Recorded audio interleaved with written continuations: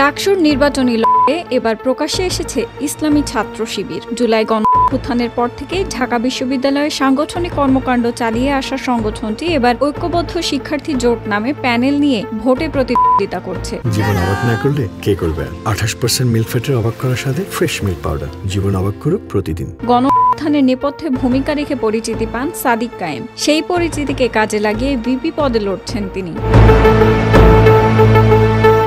অনলাইনের পাশাপাশি আবাসিক হলে সশরীর প্রচারণা চালাচ্ছেন শিবির প্রার্থীরা। ফেসবুকে নিয়মিত প্রচার ভিডিও পোস্টে ঘুরে ফিরে সামনে আসছেন সাদিক কায়েম। নির্বাচনী ইশতেহারে ছাত্রীদের জন্য 7টি প্রতিশ্রুতি দিয়েছে শিবির: নিরাপদ পরিবহন, মাতৃত্বকালীন ছুটি, মেনস্ট্রুয়াল হাইজিন পণ্য, সেলফ ডিফেন্স প্রশিক্ষণ, জিরো টলারেন্স নীতি, নারী কর্মচারী নিয়োগ ও চাইল্ড কেয়ার কর্নার।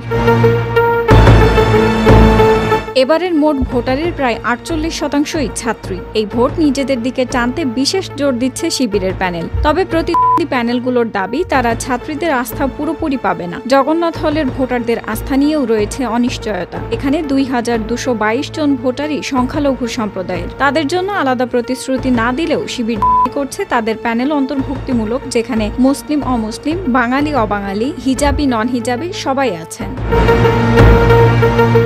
শিবিরের জিএস প্রার্থী এস.এম. ফরহাদের মতে তাদের শক্তি হচ্ছে বৈচিত্র্য ও অন্তর্ভুক্তি। তবে অভিযোগ উঠেছে বিশ্ববিদ্যালয় প্রশাসন এক সংগঠনের প্রতি পক্ষপাত করছে। শিবির প্রার্থীদের বিরুদ্ধে অপপ্রচার চালানো হচ্ছে, নারী প্রার্থীরা সাইবার বুলিংয়ের শিকার হচ্ছেন। শিবিরের এজিএস প্রার্থী মহিউদ্দিন খান বলেন, নির্বাচনের সমান সুযোগ নেই। আচরণবিধি লঙ্ঘন হলেও ব্যবস্থা নিচ্ছে না প্রশাসন।